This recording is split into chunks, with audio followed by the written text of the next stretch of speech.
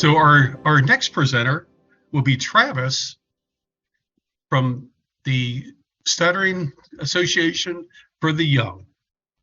So we will turn it over to Travis. Hello. Hi, Tom. Thank you for having me. Hello, everyone. Great to be here. This is my first time doing StutterFest, so I'm very excited to be a part of it. My name is Travis Robertson. I am the Vice President of SAY, the Stuttering Association for the Young, and I am a person who stutters. So we are a New York City-based organization serving kids ages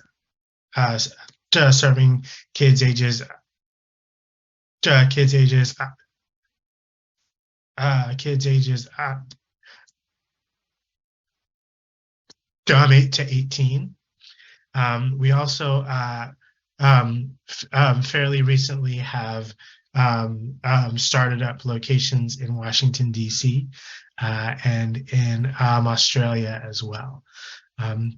We're going into, or actually we are currently in our 22nd year of programming, which is incredible. SAY was founded back in 2001 by a man called Taro Alexander, and just a little bit of backstory about him and about me as well. SAY actually started as a theater company for kids who stutter. And Taro, who was an actor at the time, really wanted to find a way for young people who stutter to have a creative home, to have a space where they could share their thoughts, their ideas, their imagination without the worry of being judged or cut off or mocked or all of the things that happen to young people in particular who stutter on a daily basis. And a lot of that was born out of the fact that, Taro didn't have a chance to meet another person who stuttered until he was well into his 20s. And the idea that if that interaction or if that opportunity happened sooner, what an incredible change that would have made in his life. So actually, I was an actor back in 2001, and a friend of a friend told me about this other actor who stutters, and he said, "Hey, you two should know each other. You should meet. You're kind of like living parallel lives here." So we met, and he shared with me the idea of this theater company that he had just started for kids who stutter. And I was visiting New York at the time, and he said, "If you're ever in New York, I would love for you to come and hang out and see what this is." And cut to a few years later, I ended up moving to New York as an actor and called him up and started volunteering. And really, it was very much a big experiment of like, who is going to want to do this? Is there enough of a community of young people who want to get to know each other and to explore, their voices through poetry and music and plays. It was incredible. And it was the kind of community that even in my 20s, I think I needed. Well, I know that I needed. So for as much as I was able to be there to give, I gained a lot just by having a group of people that sounded like me, and for us to support each other and like reflect the possibilities in each other's lives. So that's kind of how we met, and you hang around long enough and they start paying you, I guess. So me as a volunteer, I officially became a teaching artist once SAY started to grow, and that was a possibility. And later on down the line, I made the choice to make a career shift and step away from acting and joined SAY full time. So in 2014, I became the full-time director of programming and running the theater company component called Confident Voices now. So that is a fall to spring program that meets once a week. And it is a creative home for kids who stutter. We have about 60 to 70 participants throughout the year, and we have expanded our programming online as well. So we're able to serve kids not just in the New York City area, but beyond. So that aspect of SAY has stayed, and that's what's at the heart of what we do and has grown, which is really awesome.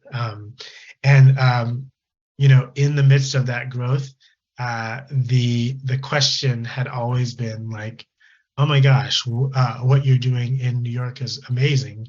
When is that programming going to come to Texas or California or wherever there was more of a need as well? And that's how camp was born, Camp SAY. So this is going to be our 16th year of camp.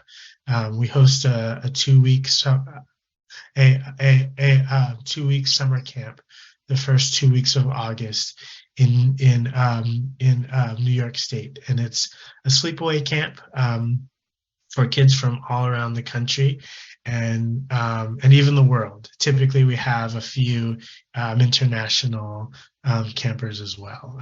So that's been really awesome to see grow. I think what I'm most proud of and inspired by is the fact that, you know, SAY is pioneering and continuing like the approach of self-acceptance and empowerment.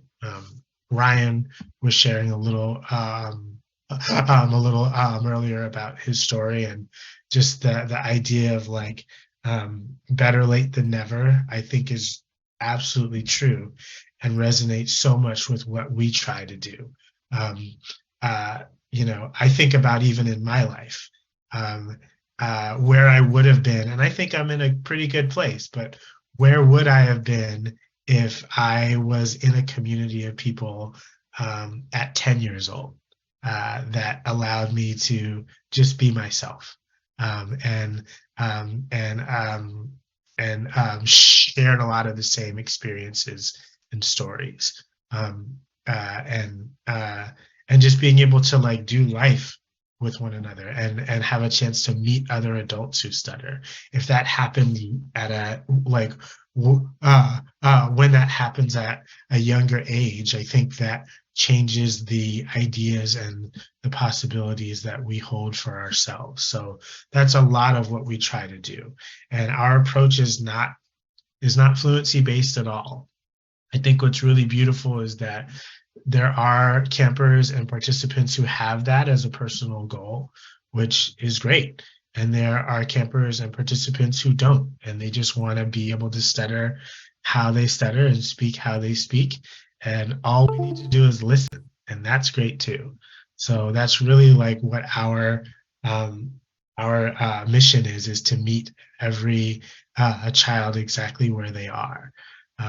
I like to think of it as like we try to create a frame of a canvas that we allow young people to paint and to leave their impression.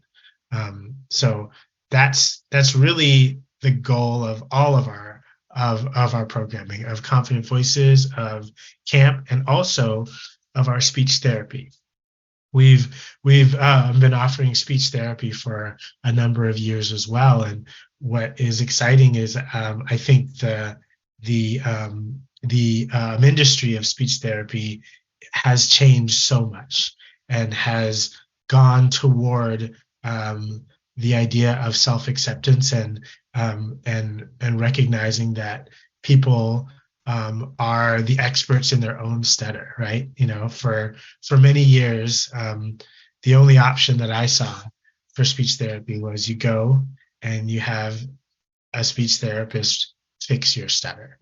And that's not always the case for everyone. And in a lot of ways, that can be hard if the outcome is not what you are promised or hoped would happen. But I love the fact that even in speech therapy, the idea of being an adult who stutters, or just being a person who stutters, and still being confident, and still being well-adjusted, and still being able to have a job, and still being able to meet a partner, and still being able to have a happy life, and doing all of those things and stuttering is a possibility, is a reality for a lot of folks. And it sounds pretty like simple, but when I was a kid, I had all those questions like, am I going to be able to do any of that?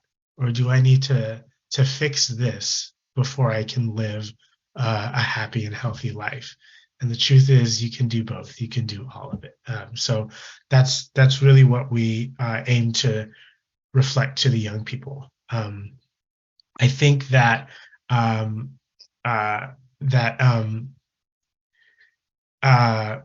why it works is that over the years, over the 20 plus years that we've had a number of people who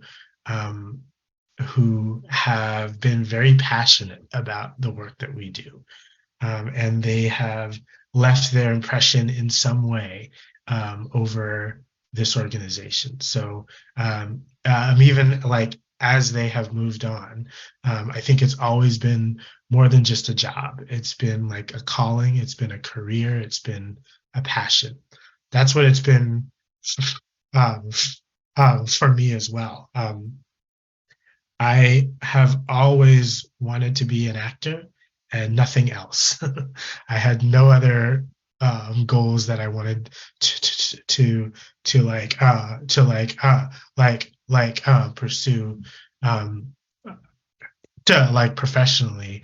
And it wasn't until I actually met Taro and actually found out that this could be a possibility as a career and a thing that people do, that it took my passion for the arts and acting and being creative and gave it a much greater purpose, to be able to use that to help other people. And that's incredible to me.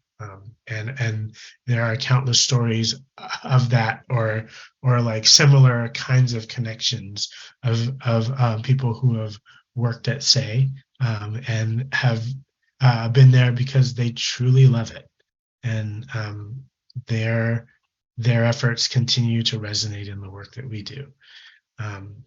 So it's been great. I think that's been a big part of it. I also think having a clear vision. When Taro moved to Washington, D.C. to kind of start that chapter, and I stepped into running the New York City chapter, one of the things that I think has been super helpful and important is like staying tethered to the mission of what we're doing and why we're doing it. These past few years have been, extraordinary in a lot of ways, and it's been about kind of holding the tension between a changing and growing world and staying true to what works, and what we have done and what our core mission is. So that's been another big part of why I think this has worked. And I am really honored to kind of be in this position and have it be something that I devote my life to. It's really awesome just on a personal level to not have to worry about stuttering when I answer the phone or when I have a conversation with a family or a staff person or just anything. So much a part of what I do is about stuttering openly and freely, and I'm grateful for that. So that's a little bit about who we are, where we're going. We are, hoping to continue the work that we're doing into the next 20 some odd years, and continuing to grow and influence the world of speech therapy. I think has been something that is really wonderful, and that I love to see continue to change. Continuing to expand our camp, and maybe hopefully having a space of our own that we own, and continuing to create incredible creative art. Like we have participants who are in their 20s now, and we still have plays and songs that they wrote when they were 8 and 9. I think those kinds of awesome works of art continue to inspire and live on, and just enrich the community that we have. So I'm just inspired I'm excited to see what we create in these coming years as well. So yeah, that is Say. That's who I am. That's who we are. Thank y'all so much for allowing me to spend a little bit of time to share that with you.